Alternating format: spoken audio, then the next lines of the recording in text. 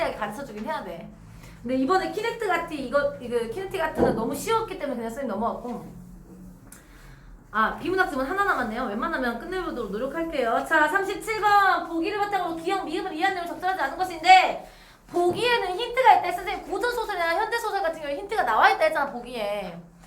최고운전은 시집기를 통해서 주인공과 국가가 당면한 문제. 여러분 주인공만 이야기한 게 아니야. 국가 문제까지 같이 있나봐. 당면한 문제 상황이 해결되는 구조로 서사가 전개되고 있다. 이 작품에 뛰어난 능력을 가지고 있으나 신분적 한계로는 자신의 능력을 제대로 펼치지 못했던 실존 인물인 채치원의 삶을 바탕으로 창작돼. 여러분 채치원 누군지 아시죠? 들어봤어. 조선 아니야. 그래요? 신라 육두품이야. 머리가 엄청 똑똑해요. 그래서 당나라까지 가가지고 당나라의 과거 시험 진짜 어렵거든요. 중국이니까 중국 사람도 엄청 힘들 거야. 자기 모국어인데도 불구하고. 근데 거기에서도 합격을 해요. 오. 똑똑해요. 왜 거기 당나라에 갔냐면 신라는 계급주의 엄청 심하잖아요. 그래서 육두품 아무리 능력이 좋아도 올라갈 수 있는 게 한계가 있어서 당나라 갔는데 당나라는 또 신라 사람이라고 무시하고 돌려주지 않는 거예요. 다시 신라로 왔는데 신라에서도 계속 그런 태우를 받아서 얘가 제가야산 독서당이라는 문학작품을 이제 가야산에 있는 독서당에 가가지고 은거 생활을 하는, 그러니까 그만큼 천재였어요. 똑똑했던 사람이거든요. 그 사람 실제 인물이잖아요. 실제 인물을 통해서 능력은 출중한데 사회 제도가 이래가지고 더 못 올라가는, 아니면 자신의 신분적 제약 때문에 못 올라가는 현실을 통해서 현실도 좀 비판을 하고 그래서 주인공의 영웅적 면모도 좀 부각을 하는 그런 내용이라는 소리예요. 채치원의 삶이 주인공의 투영되어 형상화되는 과정에서 그의 비범함이 극적으로 부각되며 이는 시집기를 통해서 발휘가 된대요. 시집기를 통해서. 그리고 위클리스 알 수 있는 내용으로 적절하지 않은 것 같은 경우 승상, 파경로, 승상, 딸 있잖아요. 인물들이 어떤 행동을 했는지 어떤 생각을 했는지를 따라가는 문제고요. 거울에 대한 설명으로 적절한 것을 물어봤잖아요. 거울이 어떤 역할을 하고 있는지를 물어보고 있는 거라고 생각하시면 돼요. 자, 빨리 읽어보겠습니다. 중국 황제가 크게 화를 내서 신라를 침공하고자 하여 계란을 솜으로 여러 번 싸서 돌함에 넣고요. 황조를 불에 녹여서 그 안에 채워서 흔들리지 않게 하고 또 구리새를 녹여서 함에 부어서 열어보지 못하겠습니다. 그래서 신라에 보냈습니다. 선생님 이게 침략하는 거랑 무슨 상관이에요? 라고 얘기할 수 있잖아요. 이거 알아봤으면 침략 안 할게 이러려고. 여기 뭐 들어있는지 알아봤으면 침략 안 할게 이러려고. 너희 나라가 만약 이 함 속에 있는 물건을 안에서 씨를 바치지 못한다면 너희 나라를 도살해 없애버리겠다. 여러분 기업에서 시집기는 37번입니다. 중국 황제가 신라를 문제 상황에 빠뜨리기 위해서 내세운 불합리한 거죠. 어떻게 알아맞추냐. 그쵸? 1번 적절한 거 확인했습니다. 그죠? 다음 대국 사신이 조서를 받들고 신라에 도착하는 신라왕이 몸소 사신을 맞아 조서를 읽어보시고 즉시 나라의 선비들을 불러 모아 이 시기를 너희 유생 중에 이 함 속에 있는 물건 안에서 씨를 짓는 사람은 장차 관직을 높여 땅을 나누어 줄 것이다 하심에 아무도 그 속에 물건을 알아내지 못해서 온 조족이 들끓더라. 아무도 알아낸 사람이 없어요. 인재가 없었다는 상황을 이야기를 하고 있으니까 37번에 2번도 적절한 것을 확인해. 아직 그렇게 넘기면 안 돼. 알려줬어. 문제는 여기까지밖에 없잖아 지금. 그러면 이렇게 넘기셔야 돼. 이렇게. 보기가 훨씬 편해요 여러분. 훨씬. 이때 아이도 왕이 내린 명령을 들었다. 또 나 승상의 딸 아이가 아름답고 재해가 뛰어나며 게다가 절개가 있다는 소문을 들은 터라 떨어진 옷으로 갈아입고 거울을 수선하여 장사로 사칭하여서 서울로 갔습니다. 그리고 승상댁 문 앞에서 이르러 거울 수선하라는 말을 여러 차례 외쳤다. 이에 나 승상이 딸이 그 소리를 듣고 낡은 거울을 유모에게 주었고 이로 인해 유모를 따라서 외문 밖으로 나가서 사리문틈으로 엿보았습니다. 그 장사 역시 몰래 눈으로 바라보고 아름다운 아가씨라 여기고는 쥐고 있던 거울을 고의로 떨어뜨려서 깨뜨렸습니다. 유모가 발구르면서 장군이 화를 내자 장사가 이렇게 얘기를 하죠. 이미 거울이 깨졌으니 바른 걸로 무엇하겠습니다. 이 몸이 노복이 되어 거울 깨뜨린 보상을 하겠으니 청을 들어주셔서 무슨 말인지 알겠지? 거울의 역할 알겠지 지금? 여자 꼬시려고.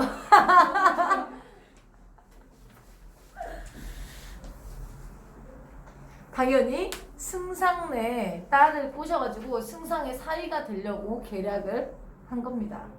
그러면 36번의 정답은 느껴지실 겁니다. 하는지는 유모가 들어가 승사께관 승상이 허락하시고 너의 이름이 무엇이며 어디 살고 있냐. 아이가 거울을 고치다 깨뜨렸으니 파경노라 불러주셨고 일찍 부모를 여의고 갈 곳이 없나이다.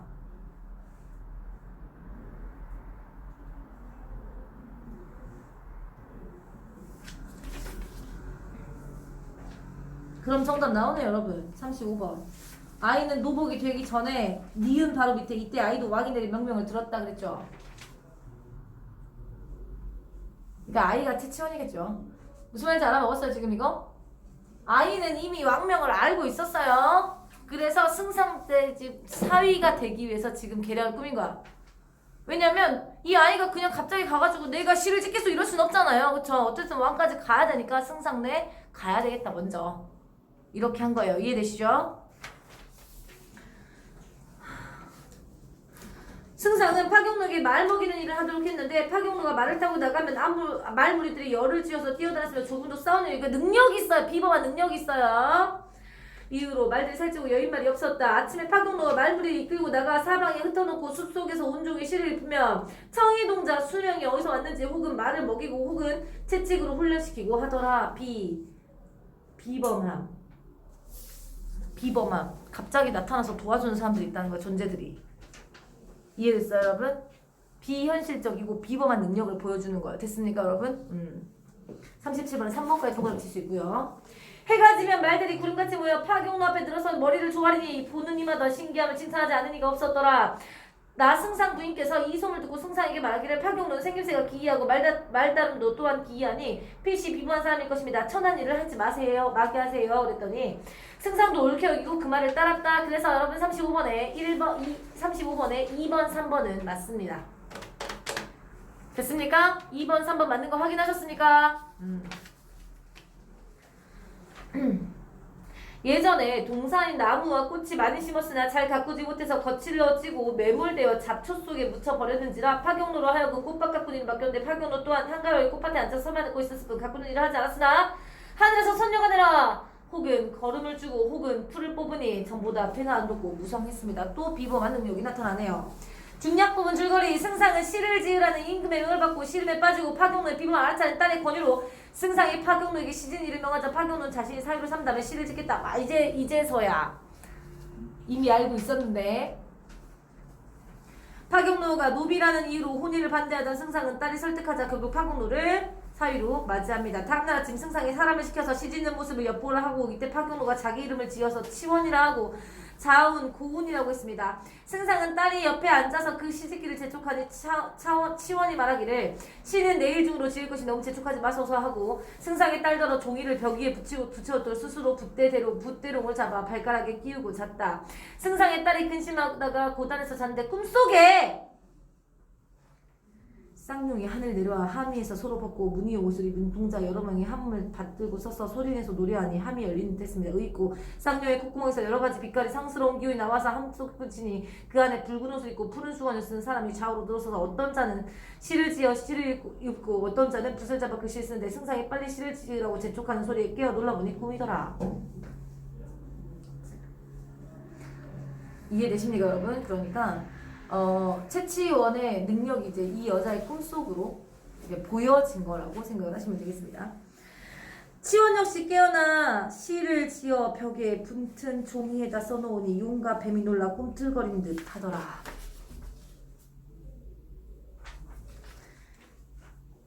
이거 시를 여러분 아주 휘황찬란하게 잘 썼다는 의미예요. 이 분노를 표현하는 분이 아니죠. 그쵸? 그래서 37번의 정답은 4번이 됩니다. 우리는 더 읽지 않아도 문제는 다 풀었지만 좀 더 읽어보겠습니다. 둥글고 둥근 함속 물건은 반은 희고 반은 노란데 밤마다 때를나라 울려가만 뜸만 먹으면 통하지는 죽었다는 뜻입니다. 그러니까 그 새알이 부화를 해가지고 새가 됐는데 이미 그 안에서 죽었으니 노래를 하지 못한다라는 뜻이거든요. 자, 치원이 숭상이 딸이니까 숭상이 마치 숭상이 믿기지 않아 딸의 꿈의 이야기를 듣고서야 대궐로 들어가서 밭이었고요. 왕이 보시고 크게 놀라서 어떻게 알아가지고 싫어졌냐 하시니 신이 지은 것이 아니었고 신의 사위가 지은 것이다. 왕은 사실하여금 대국의 밭이었다. 국가 위기 해결하거든요. 황제가 보고는 둥글고 둥근함 속에 물건은 반은 희고 반은 노란 데가 맞는 구절이나 밤마다 때를 놀래하고만 먹을 뿐 토하지 못한다는 것은 잘못되었다고 함을 열고 달걀을 보시니 황제가 병아리로 되어 있음에 황제가 탐복해서 말했어. 이는 천하의 기재로다 하고 칭찬하지 않는 자가 없었다. 정답 나오죠 여러분? 지금 정답이 다 나왔습니다. 선생님이 급하게 하는 이유는 있습니다. 여러분 지금 우리가 열심히 달려와가지고 수업 시간이 30분밖에 안 남았는데 비문학 지문이 여기 굉장히 어려운 게 하나가 나와 있죠. 자, 선생님은 저번에도 말했지만 비문학은 전부 다 읽기 전에 문제가 최소 3개는 풀어져 있어야 합니다. 선생님과 문제를 먼저 살펴보도록 합시다. 윗글에 대한 설명으로 가장 적절한 것을 물어보는 문제는 여러분 이 글의 구성이 어떻게 되어 있는지 물어보는 겁니다. 원인과 결과로 되어 있는지, 시간의 흐름에 따라 변화를 나타낸 건지, 원리를 설명한 건지, 예를 들어 설명한 건지 같은 것들을 물어보는 거예요. 이거는 읽으면서 문제가 풀어집니다. 2번 윗글에 대한 이유로 적절하지 않은 거! 세부 내용 파악하기 문제죠. 소비자 지불용이 가격은 균형 가격보다 항상 높다. 여러분 소비자 지불 용이 가격은 균형 가격보다 항상 높다. 머릿속에 집어넣으시고요. 균형 가격에서는 재화의 수요량과 공급량이 동일하다. 균형 가격에서 균형 가격이죠. 원료 가격에 기반한 제품의 가격에 영향을 주면 당연하죠. 3번은 상식이죠. 그죠 여러분? 관세는 국가 간의 무역 분쟁의 원인으로 적용하고 대다수의 경제학자들은 과도한 관세에 대해 부정적 입장을 취하는지를 살펴보시면 되겠고요. 40번은 기억의 이유를 적절하게 추론하기 문제죠, 여러분? 추론하기 문제고 41번이 보기를 설명한 내용으로 적절하지 않은 거 물어보고 이건 전부 다 읽고 문제 풀어야 됩니다. 윗글의 관세와 보기의 수입 할당제에 대한 내용으로 적절하지 않은 것도 여러분 관세를 이해를 하고 넘어오셔야 되는 문제예요. 그러니까 전부 다 읽기 전에 아마 38, 39, 40번이 풀어질 겁니다. 최근 수입품에 높은 관세를 부과해서 국제 무역 분쟁이 발생 39번에 4번 동그라미 칠 수 있죠. 맞죠? 확인하셨나요? 왜 동그라미 치는지 알겠니? 관세란 수입 때는 재화에 부과되는 조세로 정의죠. 정부는 조세 수입을 늘리거나 국내 산업을 보호하기 위한 목적으로 관세를 부과합니다. 그런데 관세를 부과하면 국내 경기 및 국제 교역에 영향을 미치게 됩니다. 관세가 국내 경기에 미치는 영향을 살펴보기 위해서는 시장에서의 수요 공급의 원리를 알아야 하는데 지금부터 무엇에 대해서 설명하겠다는 거예요, 여러분? 시장에서의 수요와 공급의 원리에 대해서 설명을 하겠다 이 말이에요. 여기 부분은. 그림은 가격에 따른 수요량과 공급량의 변화의 그래프입니다. 여기서 수요 곡선은 재화와 가격에 따른 수요량의 변화를 나타내는데 그래프에서 가격은 재화 1단위가 추가되는 소비를 위한 소비자의 지불용이 가격을 나타냅니다. 공급 곡선은 재화의 가격에 따라 공급량의 변화를 나타내는데 그래프에서 가격은 재화 1단위가 추가 생산을 위한 생산자의 판매 용의 가격을 나타내기도 한다. 수요와 공급 원리에 따르면 재화의 균형 가격은 수요와 공급 곡선이 만나는 P0에서 형성이 되는데요. 재화의 가격이 P1으로 올라가면 수요량은 Q1으로 줄어들고 공급량은 Q2로 증가하지만 재화의 가격이 P2로 내려가면 수요량은 Q2로 증가하고 공급량은 Q1으로 줄어든다. 이게 무슨 말이에요, 여러분? 우선은 균형 가격은 P0예요. 보이세요? 근데 재화 가격이 P1으로 올린다. 가격이 올라갔어. 그럼 수요랑 팔리는 거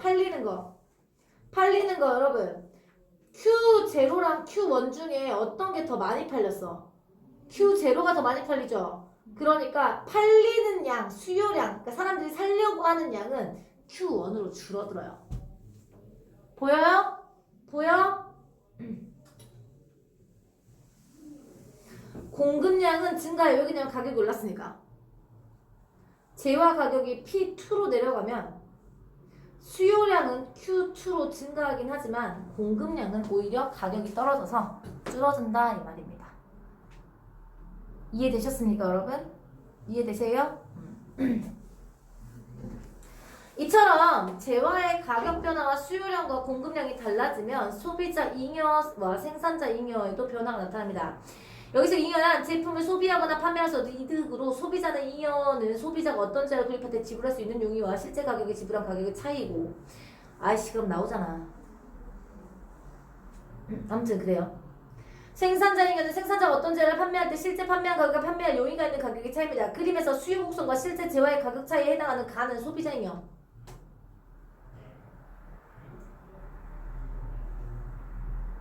가는 소비자잉여. 그러니까 가격을 이만큼까지 가면 나는 살 수 있어 라는 거잖아요. 그쵸? 가격이 이만큼까지 가면 살 수 있었는데 그것보다 가격이 적으면 가 부분은 이만큼 내가 봐봐 내가 1,000원을 주고 이걸 살 수 있어. 근데 실제 가격은 700원이야. 이해됐어요? 용의가 있어. 그럼 나는 소비자 잉여는 300원인 거예요. 소비자 잉여. 마지막 이것도 마찬가지죠. 판매 가격과 판매할 용의가 있는 가격의 차이니까 나는 생산자 잉여를 나타내는데 만일 재화 가격이 P0에서 P1으로 늘어나면 소비자 잉여는 줄어들고 생산자 잉여는 늘어나겠죠. 이해되셨습니까 여러분?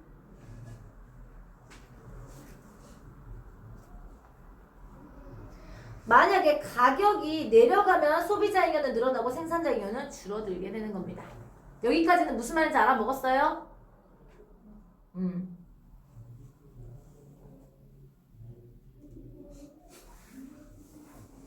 39번에 2번 동그라미 칠 수 있겠고요. 균형 가격은 P0잖아요 여러분. 그쵸? P0에서는 수요량과 공급량이 동일한 상태입니다.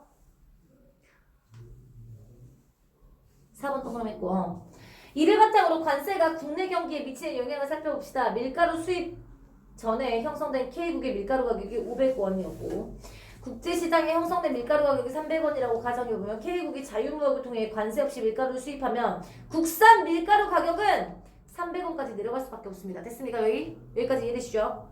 그 결과 국산 밀가루 공급량은 여러분 아까 말했죠. 가격이 줄어들면 공급량이 줄어들어요. 줄어들지만 오히려 수요량은 늘어나죠.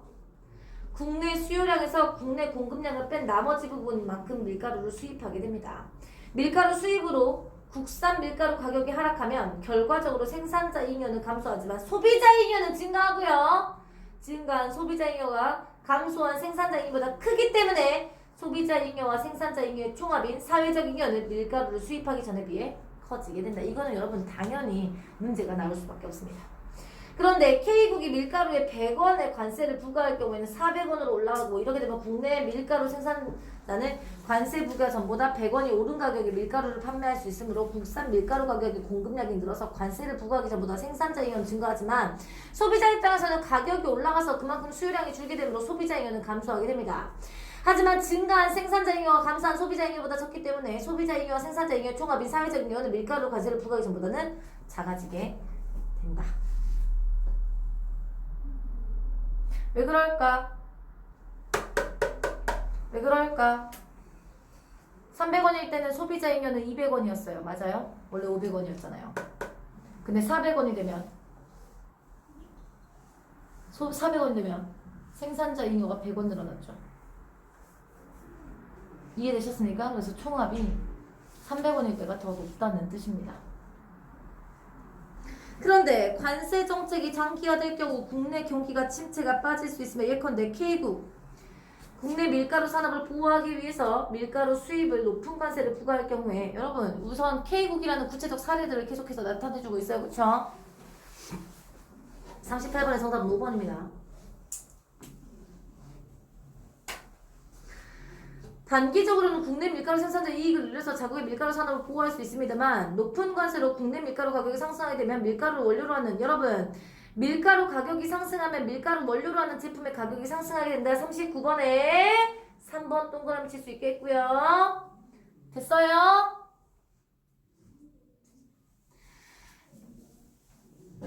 국내 소비자들은 밀가루 이용해서 만든 제품의 소비가 줄어들게 되고 이러한 과정은 장기되면 K국의 경기는 결국 침체에 빠질 수 있어 실제로 1930년 또 예시 국내산업 보호할 목적으로 시행된 각국의 관세 정책으로 오히려 경제 대공황이 심화된 사례도 이를 잘 보여주고 있다.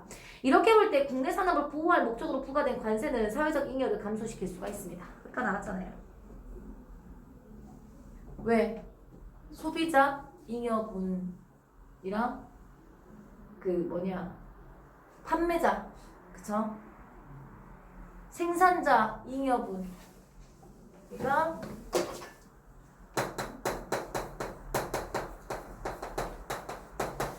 생산자 잉여가 100원이라니까. 그쵸? 근데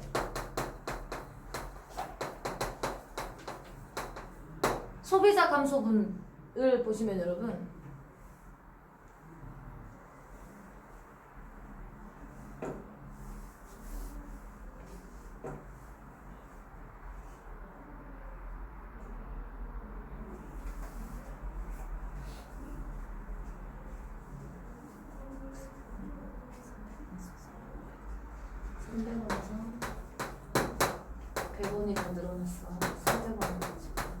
소비자는 원래 소비자 잉어가 500원이었고 300원일 때는 200원이었다가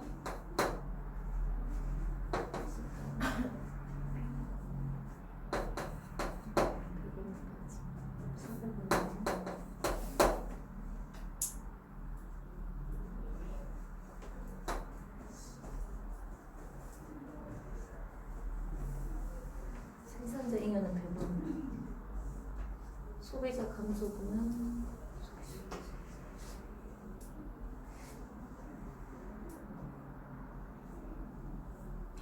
좋아요 여러분.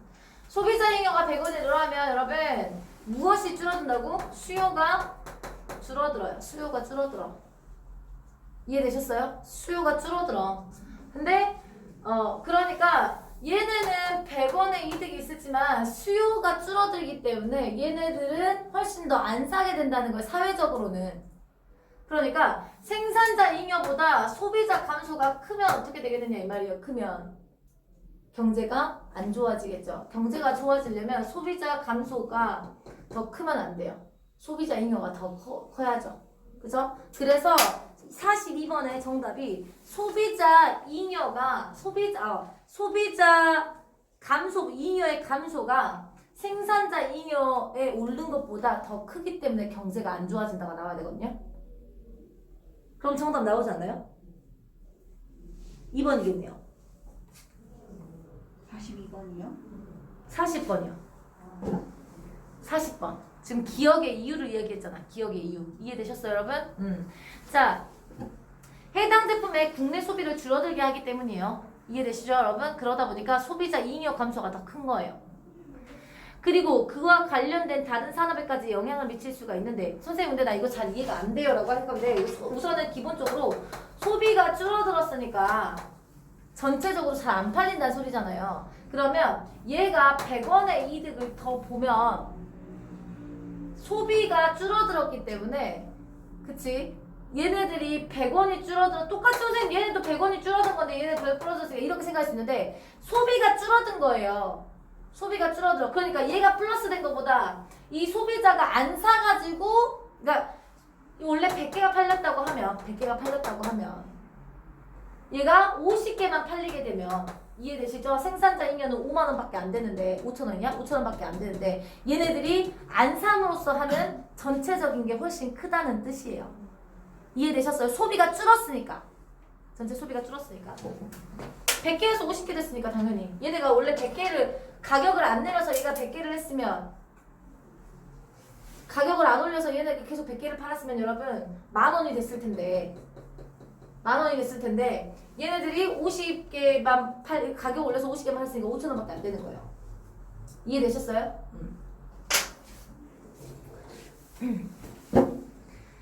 국내 무역 분쟁을 이야기할 수 이러한 이유로 대다수의 경제학자들은 과도한 관세 우려를 드러내고 있으니까 39번에 5번까지 동그라미 치고 정답이 39번에 1번인 것을 확인할 수가 있습니다. 됐습니까? 됐어요? 자, 그래서 38번, 39번, 40번 해결했습니다. 41번 위크를 바탕으로 보기를 설명한 내용으로 적절하지 않은 것은 피국에서 국산 바나나만 소비하다가 값비싼 수입산 바나나를 관세 없이 수입하면 국산 바나나 가격이 국제시장 가격 수준 하락했습니다. 이에 정부는 국내 바나나 사업 부각에서 관세를 부과했는데 관세 후 국내 가격이랑 관세 전 국내 가격 보이십니까 여러분? 보이세요? 자, 바나나를 수입하기 전 바나나의 국내 균형 가격은 1,000원이었네요. 보이세요? 근데 관세를 부과하기 이전에는 수입 바나나 수량이 200톤. 수입 바나나. 관세 부과 전. 수입되는 바나나 수량이. 관세 부과 전 봐봐. 관세 부과 전. 관세 부과 전 여러분.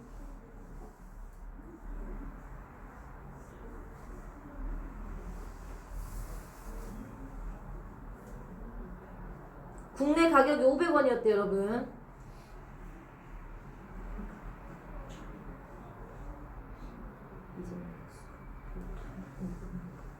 이거는 맞고 3번. 관세를 부과한 결과 국내 생산자는 바나나 공급량을 50톤에서 100톤으로. 좋습니다. 관세를 부과하기 전 볼게요. 수입 바나나가 왜 200톤이냐면 여러분 가격이랑 톤이 250톤에서 만났잖아요 여러분. 맞아요? 맞아요? 250톤에서 만났는데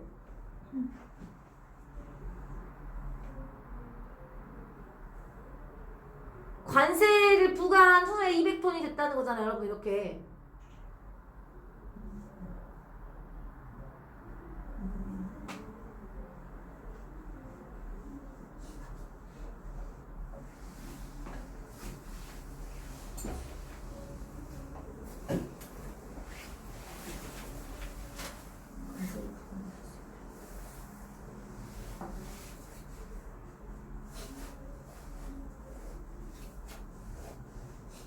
좋습니다. 이 수입 공급 곡선을 보시면 여러분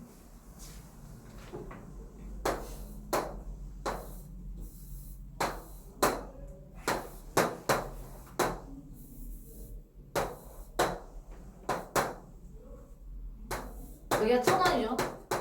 원래 이제 아직 하기 전에 그 국산 바나나만 소비하는 경우 그러면 얘가 150돈이잖아. 그치? 근데 관세 부과 전을 봤더니 250톤이죠.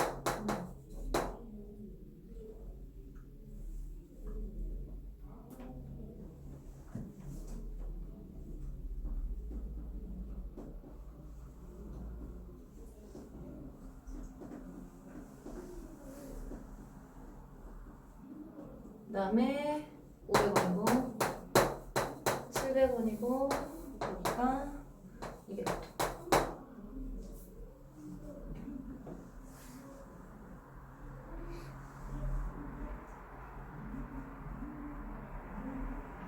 관세를 부과하기 이전과 이후의 가격을 우선은 1번과 3번은 너무 적절할 거예요. 1번과 3번은 적절한데 이거 관세를 부과한 결과 국내 생산자는 바나나 공급량을 50톤에서 100톤으로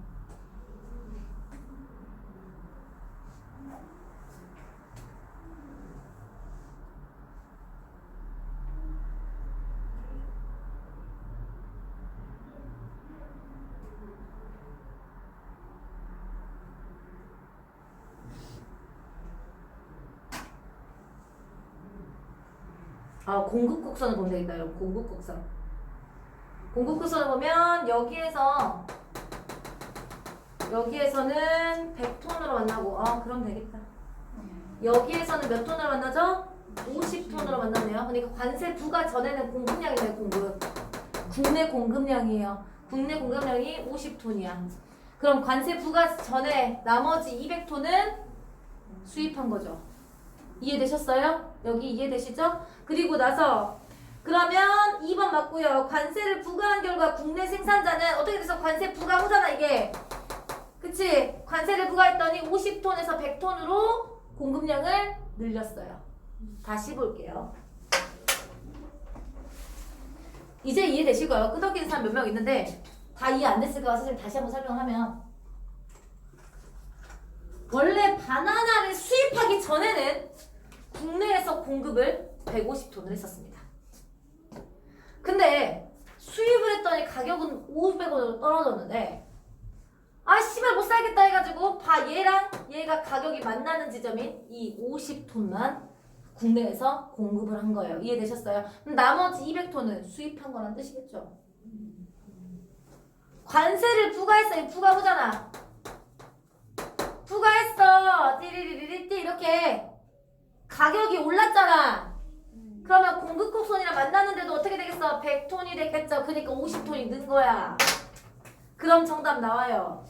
그러면 관세를 부과한 결과 바나나의 수량은, 수입되는 바나나 수량은 줄었죠. 수입되는 바나나 수량은 200톤에서 150톤으로 준 거예요. 근데 여기서 뭐라 했어요? 수입되는 바나나 수량은 이전보다 관세를 부과한 결과 수입되는 바나나 수량이 이전보다 50톤이 줄어드니까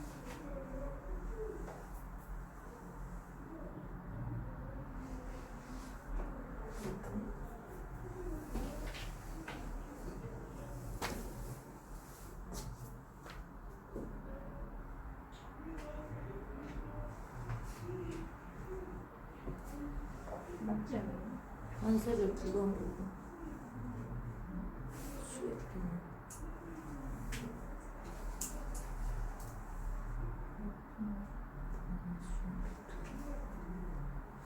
국내 생산자는 바나나를 50톤에서 100톤을 늘리게 되고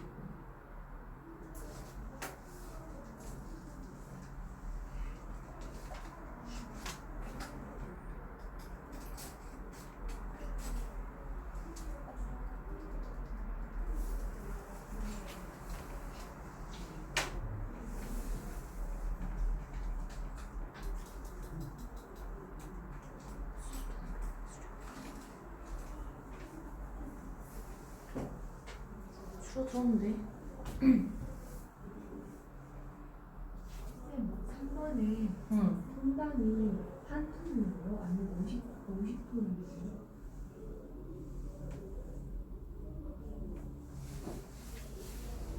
톤당이요, 톤당. 톤당, 1톤당. 그럼 3번 아니에요? 아니에요? 200원만큼 관세가 부과됐죠. 왜 그러냐면 1번 보시면 바나나 수입하기 전에 바나나 국내 분양 가격 톤당 1,000원이요. 1,000만 원이었고 1,000만 원? 200만 원만큼 이거고. 톤당 200만 원, 1,000만 원, 700만 원, 500만 원 이거예요.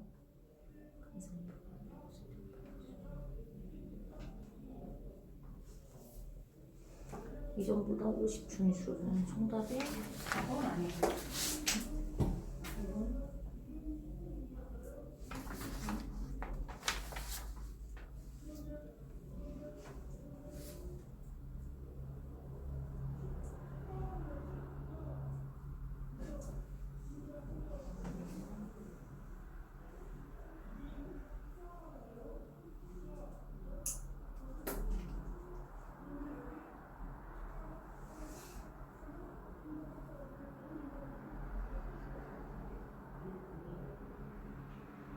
피부의 국내 수준이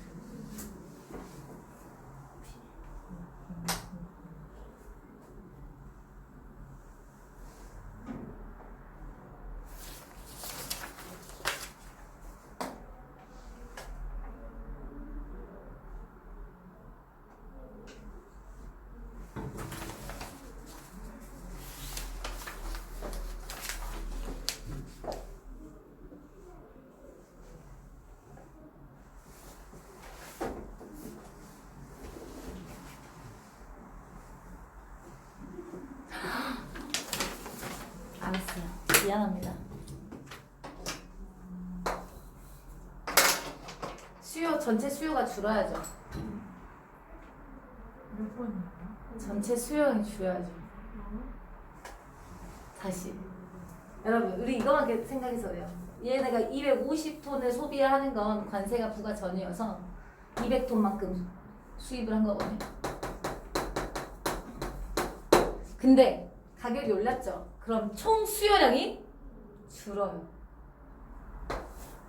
200톤만큼밖에 안 돼. 만나는 거 수요 곡선을 보셔야죠. 보이세요? 수요 곡선 보셔야죠. 이해되시죠? 그러니까 관세를 부과했을 때는 250톤을 수요하던 게 200톤으로 줄어든 거예요. 이해됐어? 그러니까 수입하는 것은 여러분 봐봐, 여기는 50이 올랐고 여기서 50이 줄었죠? 그쵸? 그러면 몇 톤이? 100톤이 줄어든 거예요. 다시 정리해 드릴게요. 다시 정리해 줄게요. 여러분, 우리 수요 곡선과 공급 곡선을 봤어야 되는 거. 무슨 말인지 알겠죠? 이 수요 곡선이 왜 공급 곡선이에요? 수요 곡선이야. 하기 전에 1000톤당 1000만 원이었을 때는 얘네들이 150개만큼만 수요를 했어요. 근데 500원으로 줄어들었더니 250만큼 애들이 먹었어. 수요를 했어. 그러니까 수요량은 100이 늘어났어요. 그쵸? 근데 얘네들이 씨발라 공급 안 해. 그래서 50톤까지밖에 안 만들었을 거 아니야. 그러니까 200톤만큼을 수입을 했겠죠. 근데 관세를 부과해서 가격이 올라버렸어. 이렇게 되는 거야. 이렇게. 이해돼? 그러니까 전체 수요는 200톤이 돼. 수요가 50톤이 줄어버렸어. 근데 국내 생산은 50톤이 늘어버렸어. 그러면 수입하는 건 몇 톤밖에 안 돼? 100톤. 200톤에서 100톤. 됐어요? 정답 5번. 와, 어렵다. 자, 윗글에 관세 A와 보기의 수입 할당제 B에 대한 내용으로 적절하지 않은 거. 수입 할당제는 일정 기간 특정 재화를 수입할 수 있는 양을 제한해요. 제한된 할당량까지는 자유무역 상태에서. 무슨 말인지 알겠죠? 양만 제한하는 거야. 여기 이거에 가격을 그냥 훅 내려가지고 여기에서 250톤이 훅 올 수 있는 게 아니고, 야, 우리 양 200톤만 혹은 100톤만 수입하자. 이렇게. 그 대신에 관세 붙이지 말자.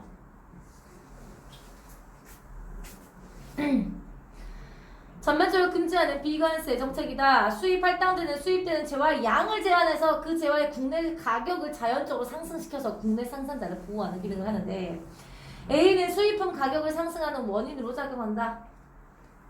관세.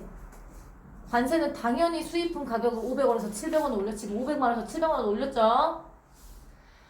B는 수량을 기준으로 수입되고요. A는 B와 달리 정책 시행의 혜택을 국내 생산자가, 여러분 A와 B 모두입니다. 정답은 3번입니다. 이 문제는 쉬웠죠. 여러분 41번이 이 그래프를 보기 쉽지 않았을 것 같아요. 그죠? 이 그래프 보기 쉽지 않았어? 고생했어?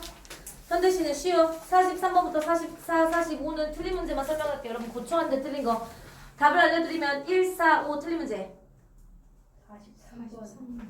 가와 나의 표현, 이 각을만 봐도 돼. 바보들아.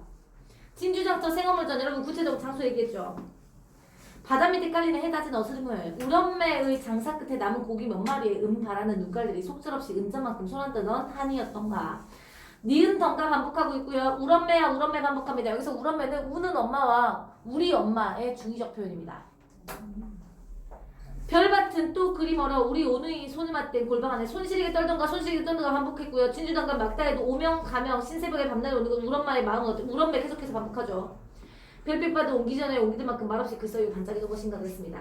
나그를 보면 죽장에 김삿갓은 죽고 참빗으로 이잡던 시절도 가고 대바구니 전성 시절에 새벽 서리 밟으며 어머니는 바구니 한 줄이고 장에 가시고 고구마 점심 때 뒤 기다린 후 너무 심심해서 9살 내가 2살 터울 동생 손을 잡고 심장로 따라 마중 갔었다. 이 심리가 짱짱한 길 버스는 하루에 2번 다녔지만 꼬박꼬박 단어 반복 걸어서 오셨으므로 기다리다 보면 하염없이만 도중에 만나겠지 생각하며 낯선 아줌마에게 길도 물어봐서 하염없이 반복했네요. 아니구나. 하염없이 아니구나. 그런데 고개만 넣으면 읍이라는 곳에서 덜렁졌다. 해가 덜렁졌다. 배는 고프고 으스스 무서워서 한참 망설이다가 되짚어 돌아오는 길은 한없이 멀고 캄캄해서 멀고 캄캄 어두운 동생은 울고 기진맥진 밤중이야 호롱 들어서서 어머니를 만났다. 어머니는 그날따라 버스로 오시고 아 요즘도 장날이면 허리 굽은 어머니 플라스틱에서 에 말려 시세도 없는 대바구니 옆에 쭈그려 앉아 밀거니 팔리기를 기다리는 담양장. 여러분 동일한 어미 반복.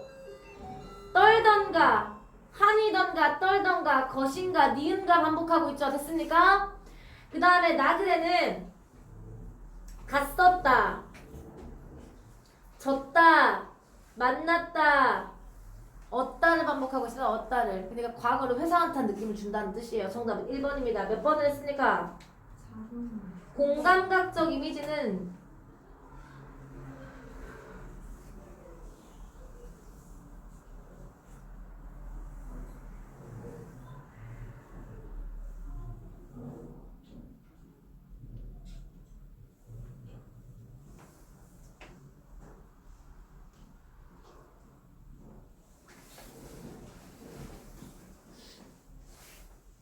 없습니다.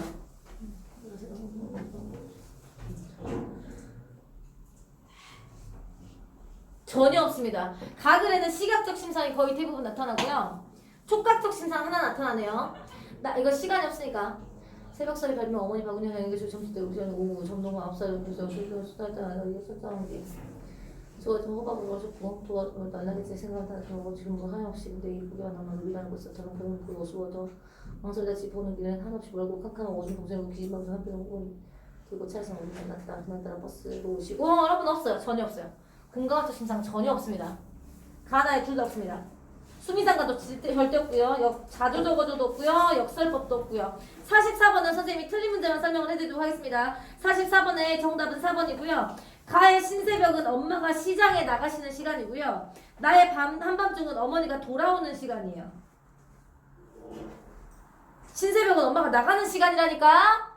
어떻게 내가 불안감이 해소되겠습니까? 한밤중에는 불안감이 해소될 수가 있겠죠. 그쵸? 근데 가에서 신새벽은 엄마가 시장을 나가는 길이기 때문에 불안감이 해소되는 시간이라고 볼 수가 없습니다. 정답은 4번이 되는 거죠. 아유 고생했다.